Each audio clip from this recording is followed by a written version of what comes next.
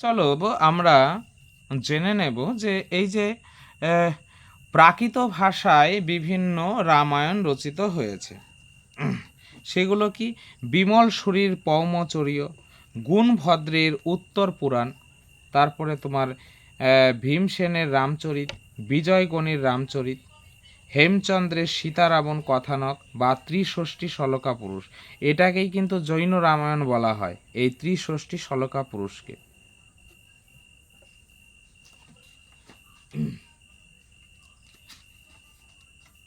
তাহলে যদি বলা হয় জৈন রামায়ণের রচয়িতাকে, তাহলে কি বলবে?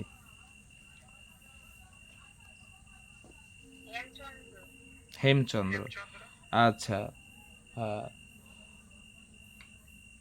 কোন রামায়ণ জৈন রামায়ণ নামে পরিচিত?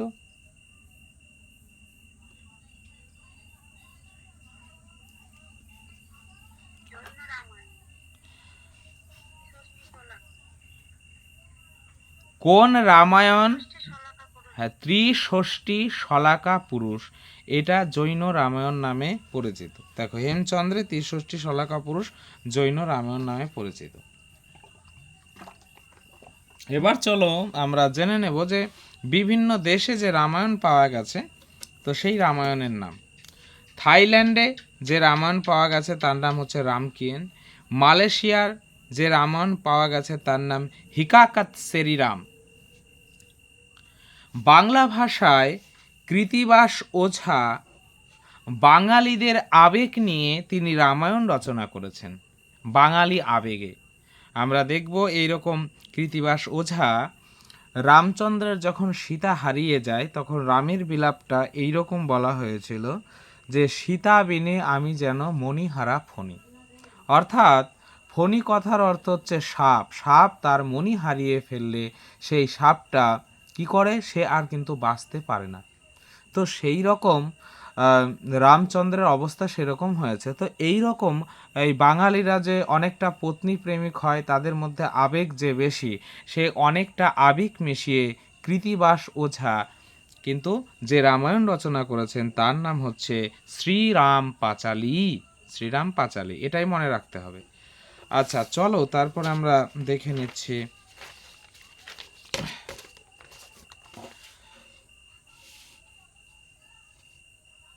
বিভিন্ন ভাষায় রচিত রামায়ণ।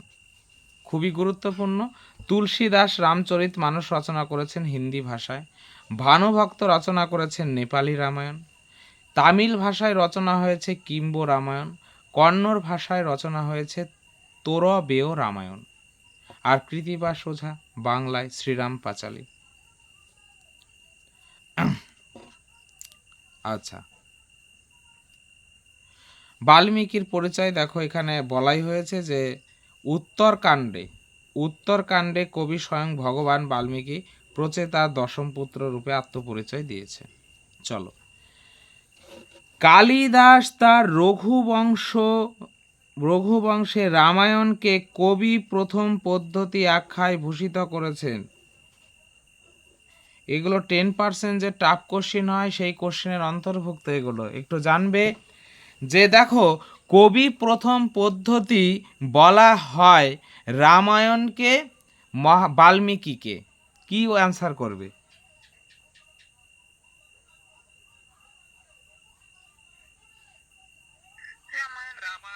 রামায়ণকে।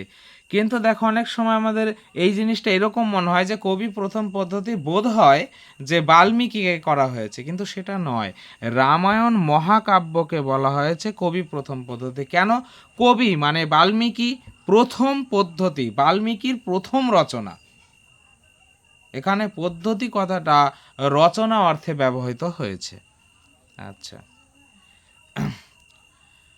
ভার্গব গীত দেখো, ভার্গব গীত যদি বলে ভার্গব গীত কোথায় রয়েছে, না ভার্গব গীত মহাভারতের শান্তি পর্বে। মহাভারতের শান্তি পর্বে কিন্তু আমরা ভার্গব গীত পাবো। শান্তি পর্বে রামের উপাখ্যান রয়েছে। রামের উপাখ্যান মানে রামের কাহিনী রয়েছে। মহাভারতের শান্তি পর্বে আমরা রামের কাহিনী পাবো সেখানে। আর সেই কাহিনীটাকে বলা হচ্ছে রাম উপাখ্যান। আর সেখানে কি রয়েছে, না সেখানে ভার্গব গীত রয়েছে। আচ্ছা চলো, এবার চলো আমরা জেনে নেব যে রামায়ণ যে না, এগুলো তো ঠিকই রয়েছে, কাণ্ড তো আমরা জানলাম। এবার চলো দেখি আর কি পাই এখানে।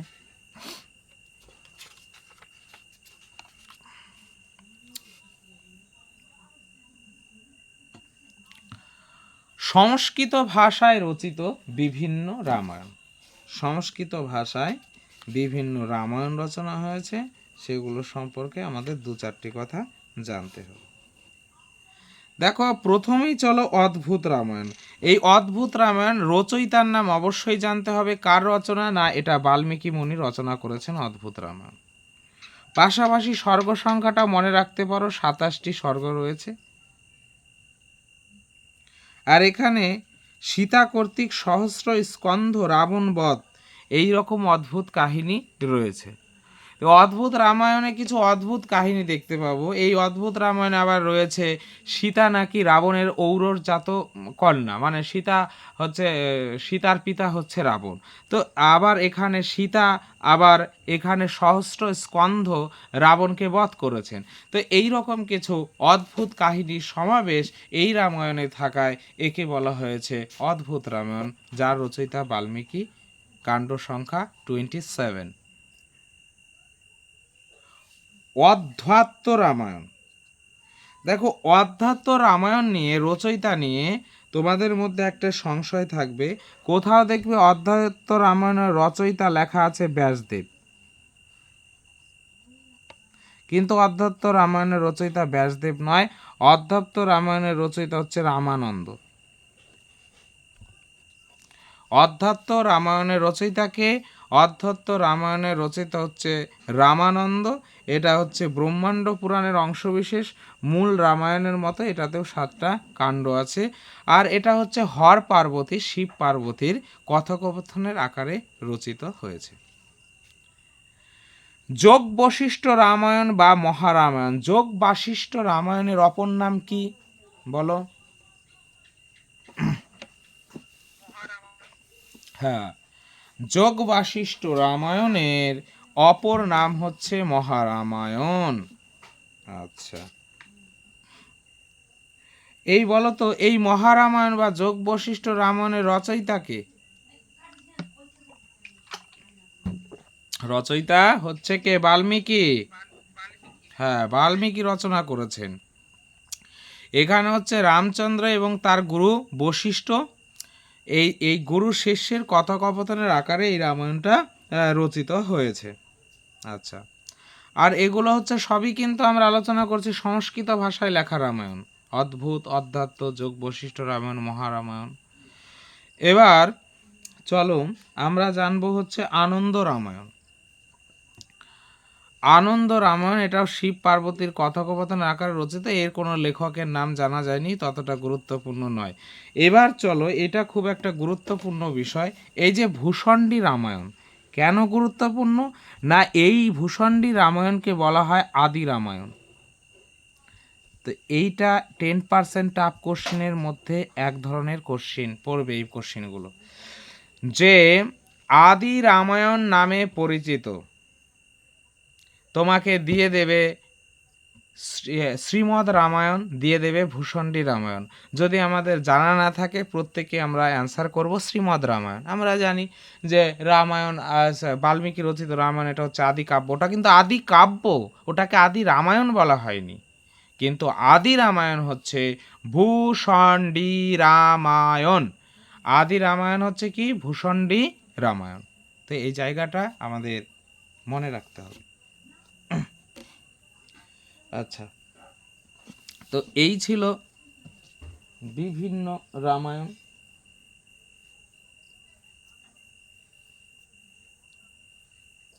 বলতো ভূষণ্ডী রামায়ণ কোন ভাষায় রচনা করা হয়েছে? সংস্কৃত ভাষায় রচনা করা হয়েছে। আচ্ছা, চলো এবার আমরা দেখে নেই তারপরে কি রয়েছে।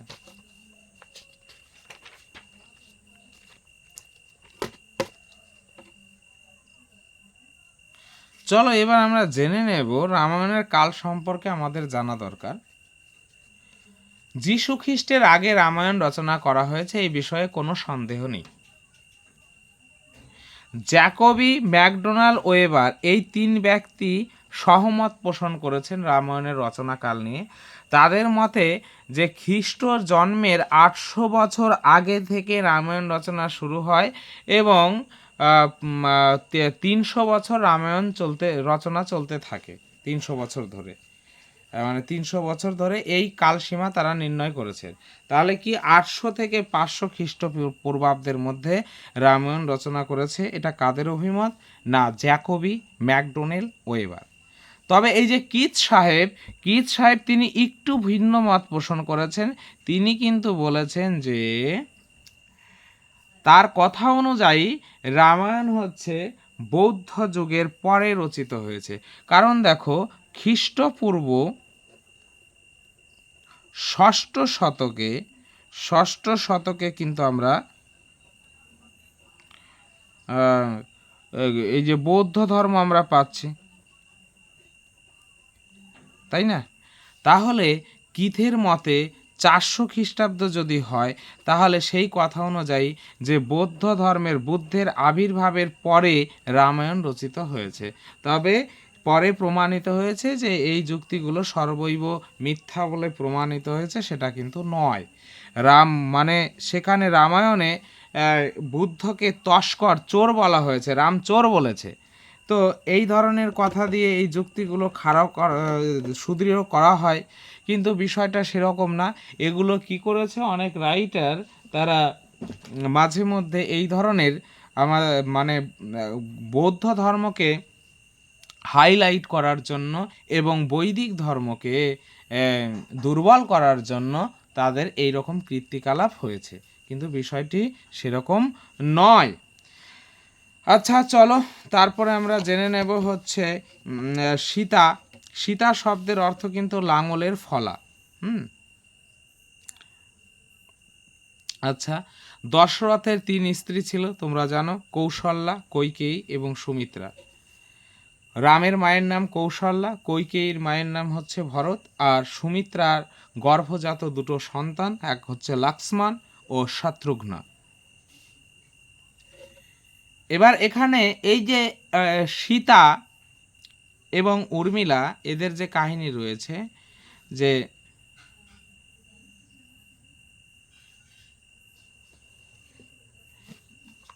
তাদের সীতা আর উর্মিলা, দেখো এখানে 4 বোন। সীতার বাবার নাম হচ্ছে শিরধ্বজ। সীতার বাবার নাম কি? শিরধ্বজ বা জনক। শিরধ্বজ বা জনক। তাহলে শিরধ্বজ কথাটা মনে রাখতে হবে। সীতার বাবার নাম শিরধ্বজ বা জনক রাজা। আর সীতা ছিলেন রামের সাথে বিয়ে হয়। আর উর্মিলাও ছিলেন হচ্ছে জনক রাজার কন্যা বা শিরধ্বজের কন্যা। উর্মিলার বিয়ে হয় হচ্ছে লক্ষণের সাথে। আর মান্ডবী আর শ্রুতকীর্তি, এদের পিতা ছিলেন হচ্ছে কুশধ্বজ।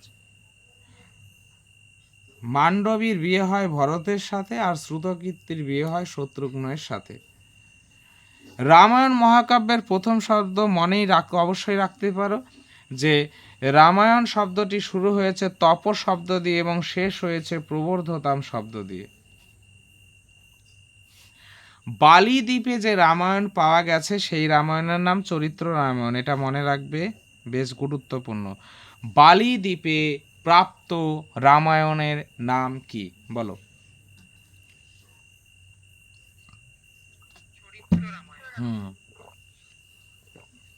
চরিত্র রামায়ণ। আচ্ছা, এবার এই যে কাণ্ড থেকে কিন্তু একটা প্রশ্ন তোমরা পাচ্ছ, এই বিষয়ে কোনো সন্দেহ নেই। রামায়ণের কোনো একটা কাণ্ডের ঘটনা দিয়ে বলবে কোন কাণ্ডে আছে। এবারও যে কিছুদিন আগে এমএসসি পরীক্ষা হয়েছিল, সেখানে বলেছিল যে সীতাহরণ কোন কাণ্ডে, এরকম একটা প্রশ্ন ছিল। তো সেখানে দেখো ভিডিওগুলোতে ডিটেলসে আলোচনা করেছি, এখানে আর ওইভাবে আলোচনা করব না। এখানে যে জিনিসগুলো জানবে যে হচ্ছে বালকাণ্ডে বা আদিকাণ্ডে কি রয়েছে, দশরথের পুত্র সন্তান হচ্ছে না, তাই কুলগুরু বশিষ্ঠের পরামর্শে ঋষ্যশৃঙ্গ মুনির তত্ত্বাবধানে দশরথ একটা যজ্ঞ করছে। যজ্ঞের নামটা এখানে লেখা নেই। সেই যজ্ঞের নাম হচ্ছে পুত্রেষ্টি ক্রিয়া যজ্ঞ। পুত্রেষ্টি ক্রিয়া, পুত্রেষ্টি যজ্ঞ। পুত্রেষ্টি যজ্ঞ কে করেছিলেন?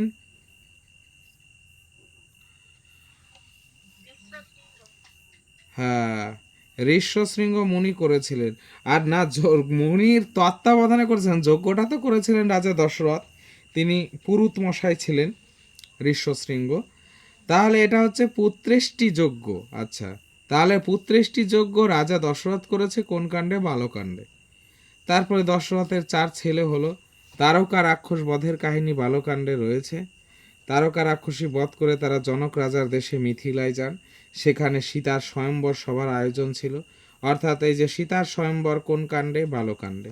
তো সেখানে যে পণ রাখা হয়েছিল হরধনু ভাঙতে হবে, তো সেই হরধনু ভঙ্গ করে, সেটা কোন কাণ্ডে? বালকাণ্ডে। আর যখনই হরধনু ভঙ্গ করে তখন কিন্তু শিব ঠাকুরের এক পরম ভক্ত, তাকেও ভগবান বলা হয়, সেটা হচ্ছে ভগবান পরশুরাম, সে কিন্তু সেখানে চলে আসে এবং সে ক্রোধিত হয়ে ওঠে তার আরাধ্য দেবের ধনুক ভঙ্গ করার জন্য।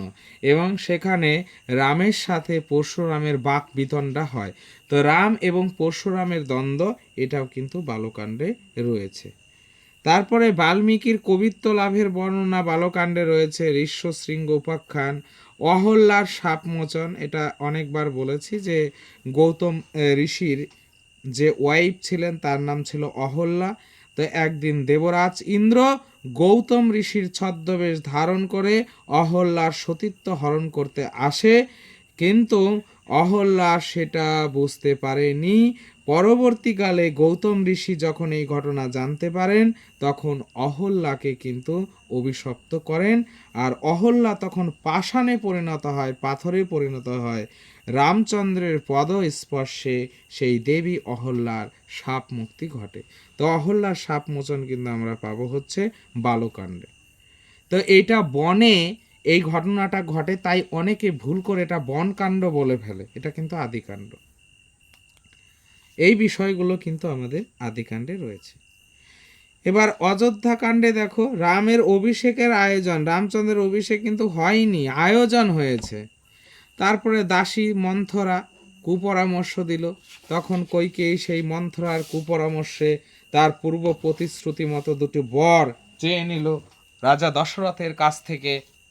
এবং প্রথম বরে চাইল হচ্ছে তার পুত্র ভরতের রাজ সিংহাসন, অযোধ্যার রাজ সিংহাসন, এবং দ্বিতীয় বরে চাইল রামচন্দ্রের 14 বছরের বনবাস।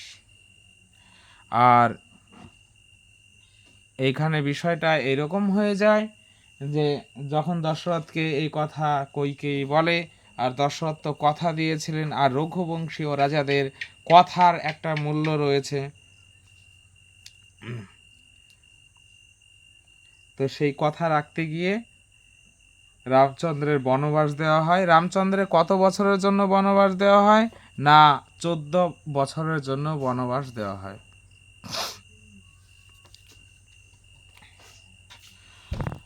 তো এইভাবে কৈকেয়ীর কথা রাখেন দশরথ, রাখেন, কারণ তিনি কথা দিয়েছিলেন।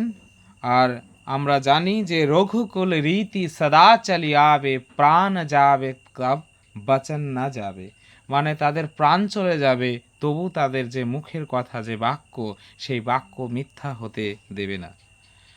তো এইভাবে তখন বনবাস হয়। তখন রামের সঙ্গ দেবার জন্য তার সহধর্মিণী সীতা এবং তার অনুজ ভ্রাতা লক্ষণ তার সাথে অনুগমন করে বনে।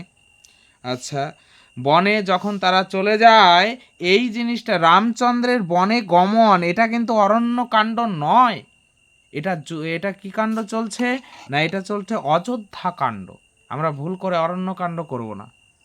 তো সেই রামচন্দ্র যখন বনে চলে যাচ্ছেন, ভরত তার মামার বাড়ি থেকে ফিরে আসলো, তখন সেই রামচন্দ্রের খোঁজ নিতে গিয়ে চিত্রকূট পর্বতে কিন্তু ভরত সেখানে গেলেন। চিত্রকূট পর্বতে ভরতের সাথে রামের কথোপকথন হলো। রামচন্দ্র তো ফিরে আসলেন না, তখন ভরত রামের পাদুকা নিয়ে আসে, সেই পাদুকার অভিষেক করালেন। অর্থাৎ রামের পাদুকাকে রাজসিংহাসনে বসালেন আর তিনি তার প্রতিনিধি হয়ে রাজ্য পরিচালনা করতে থাকলেন। পাদুকা স্থাপন করেছিলেন নন্দীগ্রামে, যেই নামটা আমাদের মনে থাকবে, কারণ নন্দীগ্রামে একটা আন্দোলন হয়েছিল মমতা ব্যানার্জির, কিন্তু এই আন্দোলন থেকে উঠে এসেছিলেন নন্দীগ্রামের আন্দোলন, সিঙ্গুর আন্দোলন। তো চলো, তারপরে দেখো রয়েছে গুহক মিলন। গুহক মিলন হচ্ছে রাজা দশরথের বন্ধু ছিল গুহক চণ্ডাল। তো রাজা যখন রাম বনে যাচ্ছেন তখন কিন্তু রাস্তায় একটা নদী পড়েছিল, সেই নদী পার করে দিয়েছিল এই যে গুহক চণ্ডাল। তো এই কাহিনীগুলো আমাদের এই কাণ্ডে রয়েছে, অযোধ্যা কাণ্ডে। অরণ্যকাণ্ডের বিষয় কি, যে সেখানে শূর্পণখার নাক কান ছেদন করে দেওয়া হয়, সীতা হরণ করা হয়। তারপরে ওখানে যে মারিচ মুনি, মারিচ ঋষি মায়া মৃগ, সোনার মৃগ ধারণ করে। তারপরে রাবণ তো সীতাকে হরণ করে নিয়ে যায়। তো সেই পথে কিন্তু জটায়ুর সাথে রাবণের একটা প্রবল দ্বন্দ্ব হয়। জটায়ু অবশেষে রাবণ তার চন্দ্রহাস খড়গের দ্বারা জটায়ুর পক্ষ ছেদন করেন। জটায়ু মুমূর্ষু অবস্থায় পড়ে থাকে, তার প্রাণটা জীবিত রাখে অনেক কষ্টে, কারণ সে জানাতে চায় রামচন্দ্রের কাছে সীতার অন্বেষণ বার্তা। আর এখানে মনে রাখবে যে সীতা হারানোর কথা প্রথম রামচন্দ্র শুনতে পান কিন্তু জটায়ুর মুখ থেকে। সীতা যে অপহৃতা হয়েছেন এই কথা প্রথম জটায়ু রামচন্দ্রকে বলেন, এবং এই সংবাদ দেওয়ার পর, রামচন্দ্রকে এই সংবাদ দেওয়ার পর কিন্তু জটায়ু মৃত্যুবরণ করেন। এবার চলো কিষ্কিন্ধা কাণ্ড। কিষ্কিন্ধা কাণ্ডে রয়েছে বালি বধের কাহিনী। বালি সুগ্রীব দুই ভাই ছিল, সেই কাহিনীগুলো বলেছি। তারপরে কি হলো, সেখানে এই যে রামচন্দ্র লুকিয়ে বালি রাজাকে বধ করেন, তখন তার স্ত্রীর নাম ছিল তারা। স্বামীর শোকে তারা বিলাপ করতে থাকে। তো এই তারা বিলাপটা খুবই গুরুত্বপূর্ণ, যেটা কিষ্কিন্ধা কাণ্ডে রয়েছে। চলো, সুন্দর কাণ্ডে আমরা কি পাচ্ছি না, সুন্দর কাণ্ডে পাচ্ছি যে এই সুন্দর কাণ্ডে সীতার সঙ্গে কিন্তু হনুমানের সাক্ষাৎ হয়। কোন বনে? সেটা হচ্ছে অশোক কাননে, অশোক বাটিকায়, রাবণের লঙ্কায়। আর সেখানে হনুমান গিয়ে তো তার লেজে আগুন ধরিয়ে দেয়, হনুমানও তার লেজের আগুন দিয়ে লঙ্কায়ও আগুন ধরিয়ে দেয়, লঙ্কা দহন। এগুলো তোমরা জেনে থাকবে। এবার লঙ্কা কাণ্ড বা যুদ্ধকাণ্ড, সেখানে কি হয়, সেখানে তো এই রাবণ এবং তার বংশধর সবাইকে একে একে মৃত্যুর কোলে ঢলে পড়তে হয়। অবশেষে সেখানে লঙ্কায় জয় করে রামচন্দ্র। জয় করার পর বিভীষণকে সেই লঙ্কার রাজা করেন। দেখো রামচন্দ্রের মহানুভবতা কত, সে একটা রাজ্য জয় করেছে সোনার লঙ্কা, কিন্তু সেটা কিন্তু অধিকার করছে না। কিন্তু আমরা ইতিহাসের পাতা উল্টোলেই পাবো যে একটা রাজ্য, একটা দেশ, এগুলো অধিকার করার জন্য কত শত শত রক্তবন্যা বয়ে গেছে, যেখানে কোনো কারণ নেই, শুধু অধিকারের জন্য, সাম্রাজ্য বিস্তারের জন্য। তাদের যে সর্বগ্রাসী লালসা, এই লালসা চরিতার্থ করার জন্য, রাজা মহারাজাদের লালসা চরিতার্থ করার জন্য শত শত লক্ষ লক্ষ হাজার হাজার কোটি প্রাণ চলে গেছে। কিন্তু সেখানে একই আমরা জিনিস দেখতে পাচ্ছি যে রামচন্দ্র কিন্তু সাম্রাজ্য জয় করার জন্য লঙ্কা রাবণের সাথে যুদ্ধ করেননি, তিনি যুদ্ধ করেছিলেন তার সহধর্মিণীকে রক্ষার জন্য। এবং সেই কাজ যখন তার হয়ে গেছে, সেই রাজ্যও কিন্তু তিনি ফিরিয়ে দিয়েছেন এবং বিভীষণকে লঙ্কার রাজা করেছেন। তাহলে বিভীষণ লঙ্কা রাজা হয় কোন কাণ্ডে না, সেটা লঙ্কা কাণ্ড বা যুদ্ধকাণ্ডে। এবার উত্তরকাণ্ডে আমরা লঙ্কা কাণ্ডে আর একটা বিষয় আছে। তো সেখানে তারা জয় করে সীতাকে পুষ্পক বিমানে করে অযোধ্যায় চলে আসে। অযোধ্যায় আসার পর সীতার সেখানে অগ্নি পরীক্ষার কথা আছে, সীতার অগ্নি পরীক্ষা। তাহলে সীতার অগ্নি পরীক্ষা কোথায় আছে? লঙ্কা কাণ্ডে। আর একটা জিনিস আমরা পাবো, সেটা তোমরা মনে রাখবে যে রামায়ণ পাঠের ফলশ্রুতি, রামায়ণ পাঠের ফলশ্রুতি রয়েছে লঙ্কা কাণ্ডে। রামায়ণ পাঠের ফল, তাহলে ভাই রামায়ণ পাঠের ফল কোন কাণ্ডে রয়েছে? লঙ্কা কাণ্ডে। আচ্ছা চলো, উত্তরকাণ্ডে আমরা জানবো যে সেখানে যে বিশেষ ঘটনা, সেখানে হচ্ছে ওই যে এক দুর্মুখ ছিল, দুর্মুখ এক গুপ্তচরের কাছে রামচন্দ্র বার্তা পেলেন যে সীতা চরিত্র নিয়ে প্রজারা সন্দেহ প্রকাশ করছে। তখন তিনি লক্ষণের মাধ্যমে সীতার পরিত্যাগ করলেন তমসা নদীর তীরে। আচ্ছা, তো সেখানে সীতা পরিত্যক্ত সীতা, গর্ভবতী সীতা বাল্মীকির আশ্রমে গেলেন, সেখানে এই লবকুশের জন্ম দিলেন। তারপরে আমরা দেখব পরবর্তীতে যে সেখানে এই যে লবণাসুরবধ, লবণাসুরবধ, এই প্রশ্নটা হতে পারে এইভাবে, 10% টাফ কোশ্চেনের অন্তর্ভুক্ত এগুলো। লবণাসুরবধ রামায়ণের কোন কাণ্ডে আছে বলো?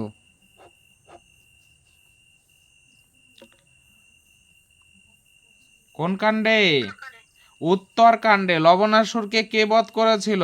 না, সেটা বধ করেছিল শত্রুঘ্ন, আর রাম বধ করেছিল তারকা রাক্ষসীকে। আর এখানে উত্তরকাণ্ডে রাম এই যে শম্ভুককে কিন্তু বধ করে, শম্ভুক রাক্ষসকে বধ করেছিল। আর দেখো উত্তরকাণ্ডে কি করেছে, রাম অশ্বমেধ যজ্ঞ করছে, আর অশ্বমেধ যজ্ঞ করার জন্য ওয়াইফ প্রয়োজন, স্ত্রী প্রয়োজন। কিন্তু সীতা তো তখন বনবাসে, সীতাকে তো নেই। তখন রামচন্দ্রকে বলা হয়েছিল যে তুমি তাহলে একটা বিয়ে করো, তোমার এই যজ্ঞ করতে হলে বউ লাগবে, তাহলে তোমাকে নতুন করে একটা বিয়ে করতে হবে। তখন রামচন্দ্র বিয়ে না করে তিনি সীতার স্বর্ণমূর্তি তৈরি করে তার পাশে বসে তিনি অশ্বমেধ যজ্ঞ করেন। তাহলে সীতার স্বর্ণমূর্তি নির্মাণ করে রামচন্দ্র অশ্বমেধ যজ্ঞের আয়োজন করেছেন কোন কাণ্ডে? না, সেটা উত্তরকাণ্ডে। আর একটা জিনিস পাবো যে শেষে যখন সীতার, উত্তরকাণ্ডে সীতার পাতাল প্রবেশ হয়, সীতাকে আবার পরীক্ষা দিতে বলা হয়, তখন সীতা বলে ধূত, সারা জীবন ভরে শুধু পরীক্ষাই দিয়ে যেতে হবে। তখন এগুলো না তখন সে প্রচণ্ড দুঃখিত হয় এবং তার মাতৃদেবীকে আহ্বান করে, কারণ সীতার মাতা হচ্ছে পৃথ্বীদেবী, পৃথিবী। তো তখন সেই পৃথিবী দ্বিধা বিভক্ত হয়ে যায় এবং সীতা পাতালে প্রবেশ করে। আর একটা গুরুত্বপূর্ণ বিষয়, সরজ নদীতে রামচন্দ্র কিন্তু প্রাণত্যাগ করেন। রামচন্দ্র প্রাণ ত্যাগ করেন সরজ নদীতে। আর এই প্রসঙ্গে মনে রাখবে যে বনবাস জীবনের প্রথম দিন, বনবাস জীবনের প্রথম দিন রামচন্দ্র কোন নদীর তীরে কাটিয়েছিলেন বলো?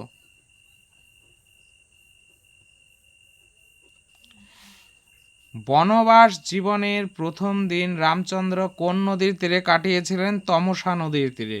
আর রামচন্দ্র দেহ ত্যাগ করেন হচ্ছে সরজ নদীর তীরে। এইভাবেই অপশনগুলো থাকবে, আমাদের ক্লিয়ার হতে হবে। এবার রামায়ণ সম্পর্কিত যে গুরুত্বপূর্ণ শ্লোক রয়েছে, দেখো আদিকাণ্ডে রয়েছে আদি শ্লোক, আবার বলছি, মা নিষাদ প্রতিষ্ঠাং তামগমঃ সসৌতিঃ সমাহা ইয়ৎক্রঞ্চ মিথুনাতীকমবধি কামমহিতম। রামায়ণের মহত্ব বিষয়ক শ্লোক রয়েছে, কি বলেছে? কামার্থ গুণ সংযুক্তম ধর্মার্থ গুণ বিস্তরম সমুদ্রম ইব রত্নাঢ্যং সর্বশ্রুতি মনোহরম। শ্রুতি মনোহর এবং হৃদয়নন্দন রামায়ণ যথার্থই রত্নাকরের ন্যায় অতলান্ত গভীর। রামায়ণ হলো ধর্ম, অর্থ, কাম ও মোক্ষ এই চতুর্বর্গের আধার। ধর্মার্থ গুণ বিস্তারম। আর রামায়ণ সম্পর্কে যে প্রশংসা বাণী রয়েছে, এই প্রশংসা বাণী কে বলেছিল? প্রশংসা বাণী বলেছিল ব্রহ্মা, আশীর্বাদ দিয়েছিল রামায়ণ সম্পর্কে, আশীর্বাদ দিয়েছিল ব্রহ্মা। কি আশীর্বাদ দিয়েছিল? তিনি বাল্মীকি যখন বললেন যে আমার পক্ষে, আমি তো একটা ক্ষুদ্র লোক, আমার পক্ষে কি এই রামের মতো মহান কাহিনী কি আমি লিখতে পারি? তখন ব্রহ্মা বলল অবশ্যই পারবে। তখন ব্রহ্মা একটা আশীর্বাদ দিল। কি আশীর্বাদ দিল? বলল यावत् स्थास्यन्ति गिरायः शरीतश्च महितले तावत् রামায়ণী কথা লোকেষু প্রচরিষ্যতি। যাবৎ, যতদিন স্থাস্যন্তি থাকবে, গিরয়ঃ সরিতশ্চ, গিরি গিরয়ঃ, গিরি শব্দের বহুবচন, মানে গিরিগুলি অর্থাৎ পর্বতগুলি, সরিতশ্চ এবং হচ্ছে সাগর, মহিতলে, মহি কথার অর্থ হচ্ছে পৃথিবীতে, অর্থাৎ পৃথিবীতে, মহিতলে পৃথিবীতে যাবৎ যতদিন স্থাসন্তি থাকবে, গিরয়া সরিতশ্চ পর্বতগুলি এবং সাগরগুলি, তাবৎ রামায়ণে কথা, ততদিন রামায়ণের কথা লোকেষু প্রচরিষ্যতি, জনগণের মধ্যে চলতে থাকবে, প্রচারিত হতে থাকবে। তাই দেখো বলা যেতে পারে ব্রহ্মার সেই আশীর্বাদ বাণীটি সর্বাংশে প্রয়োগ হয়েছে, সত্যি হয়েছে। কারণ আজও হিন্দুদের গৃহে গৃহে যখন কোনো শুভ অনুষ্ঠান হয়, রামায়ণ পাঠ হয়ে থাকে। বিভিন্ন শ্রাদ্ধাদি অনুষ্ঠানের সময় আমরা রামায়ণ পাঠ দেখতে থাকি। অন্নপ্রাশন বলো, মুখে ভাত বলো, সব বিষয়ে কিন্তু এই রামায়ণ একটা গুরুত্বপূর্ণ জায়গা অধিকার করে রয়েছে। এই পৃথিবীতে যতদিন সাগর পর্বত থাকবে, রামায়ণের কথাও চলতে থাকবে। আচ্ছা,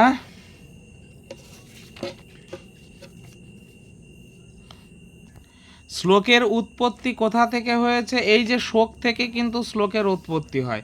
ওই যে পক্ষী যুগলের একটি মারা যায়, ক্রন্দন ধ্বনি শুনে বাল্মীকি শ্লোক রচনা করেন। তো শ্লোক সম্পর্কে দেখো বালকাণ্ডে কি বলা হয়েছে এখানে, বলছে পাদবদ্ধ অক্ষর সম তন্ত্রীলয় সমন্বিত শোকার্তস্য প্রবৃত্তমে শ্লোক ভবতু ন অন্যথা। পাদবদ্ধ অক্ষর সমতন্ত্রীলয় সমন্বিত শোকার্তস্য প্রবৃত্তমে শ্লোক ভবতু ন অন্যথা। বলছে ক্রঞ্চে শোকে কাতর হয়ে আমার মুখ দিয়ে যা উচ্চারিত হলো তা শ্লোক নামে পরিচিত হোক, অন্য কিছু না। মানে এই বিষয়টা একটু বোঝো। দেখো বাল্মীকি প্রথমেই বলে উঠলো মা নিষাদ প্রতিষ্ঠাং তমাগমা, হে ব্যাত তুমি প্রতিষ্ঠা লাভ করতে পারবে না। ব্যাতকে একটা অভিশাপ দিয়ে দিল। কিন্তু পরে তিনি আবার কি বলছেন, যে আমি ক্রোধের বশে বা আমি আমার শোকে কাতর হয়ে আমি যে অভিশাপ বাণীটা দিলাম, সেটা অভিশাপ যাতে না হয়, তাই বলছে অন্য কিছু নয়, সেটা যাতে অভিশাপ না হয়, সেটা কি হিসেবে পরিচিত হোক, সেটা হচ্ছে শ্লোক হিসেবে পরিচিত হোক। যেহেতু আবার দ্বারা উচ্চারিত এই বাক্য চারটি পাদ নিবদ্ধ, চারটি শ্লোকের কি থাকে, শ্লোকের চারটি লাইন থাকে এবং প্রতি পাদেই বিন্যস্ত 8টি অক্ষর করে, প্রত্যেকটা অক্ষরে 8টি করে অক্ষর রয়েছে, অর্থাৎ 32টা অক্ষর, মানে অনুষ্টুপ ছন্দ। সেই হেতু এটা হচ্ছে কি করা যাবে, এটা বীণা ও বাদ্য সহযোগে গীতিযোগ্য, তাই এটা শ্লোক। বালকাণ্ডে উল্লেখিত রামায়ণের কাণ্ড অধ্যায় শ্লোক সংখ্যা, বালকাণ্ডের একটা শ্লোক রয়েছে, বলছে চতুর্বিংশৎ সহস্রাণি শ্লোকানাম উক্তবাণী ঋষি, মানে চতুর্বিংশৎ মানে 24,000 শ্লোকে, শ্লোকানাম উক্তবান ঋষি, শ্লোকে উক্তবান বলেছে ঋষি, তথা স্বর্গ শতান পঞ্চ শটকাণ্ডানি তথা উত্তরম, তথা স্বর্গ শতান পঞ্চশটকাণ্ডানি তথা উত্তরম। অর্থাৎ বাল্মীকি ঋষি 24,000 শ্লোকে রচনা করেছেন, 500 স্বর্গ রয়েছে, 6টি কাণ্ড তথা উত্তর কাণ্ড রচনা করেছিলেন। এই যে দেখো তোমরা কে একটা প্রশ্ন বলেছিলে, এইখান থেকে বিষয়টা দেখো, প্রশ্নটা আমি স্টার চিহ্ন দিয়ে লিখে দিচ্ছি, যে বাল্মীকি রামায়ণে কয়টি কাণ্ড? Option A 7, option B 5। অনেকেই ভাববে যে যেহেতু বাল্মীকি রামায়ণ যে রচনা করেছেন শ্রীমদ্ রামায়ণ, আমরা রামায়ণের প্রথম কাণ্ড উত্তরকাণ্ড প্রক্ষিপ্ত, তাই অনেকে বি অপশনটা টিক চিহ্ন দেবে, কিন্তু এটা ঠিক নয়। কেন ঠিক নয়? দেখো এই যে বাল্মীকি রামায়ণের যেটা শ্রীমদ্ রামায়ণ, সেই শ্রীমদ্ রামায়ণের বালকাণ্ডে একটা শ্লোকে বলেই দিয়েছে, উল্লেখ করে দিয়েছে। কি উল্লেখ করেছে? বলছে 24,000 শ্লোক 500 স্বর্গ। দেখো এই যে বলছে তথা পঞ্চশটকাণ্ডানি তথ উত্তরম। স্বর্গ শতান পঞ্চ মানে প্রত্যেকটা ভাষা বোঝো, চতুর্বিংশৎ সহস্রাণী, চতুর্বিংশ মানে 24,000 শ্লোকে রচনা। তথা স্বর্গ শতান পঞ্চ, স্বর্গ কতগুলো? পঞ্চশতান, পঞ্চশতান মানে 500 স্বর্গ। ষট কাণ্ডানি, কয়টা কাণ্ড? 6টি কাণ্ড। তারপরে বলেছে তথা উত্তরম, এবং তার সাথে আর একটা কাণ্ড উত্তরকাণ্ড। তাহলে এখানে 6টা কাণ্ড আর উত্তরকাণ্ড, তাহলে কাণ্ড কয়টা দাঁড়ালো? তাহলে কাণ্ড দাঁড়ালো 7টি। অর্থাৎ বাল্মীকি রামায়ণের কাণ্ড সংখ্যা 7টি, কখনোই 5টি কাণ্ড নয়। আর এই ধরনের প্রশ্ন আমাদের কিন্তু দেবে ভুল করার জন্য, তো এই ভুলগুলো আমরা করব না। আচ্ছা, এই ছিল রামায়ণের বিষয়বস্তু। এবার তোমাদের একটা সেখানে সংস্কৃত ভাষণের কোশ্চিন রয়েছে, একটা পিডিএফ তোমাদের দেওয়া হয়েছে। সেই কোশ্চিনগুলো তোমরা বের করে, পিডিএফটা বের করে, সেই সহজ কঠিন দুই ধরনের কোশ্চিনই রয়েছে, সেই উত্তরগুলো তোমরা নিজেরা অনুশীলন করতে পারো। আচ্ছা, তাহলে सर्वे भवन्तु सुखिनः, सर्वे सन्तु निरामया, सर्वे भद्राणि पश्यन्तु, मा कश्चित् दुःखभाग् भवेत्। जय गुरु।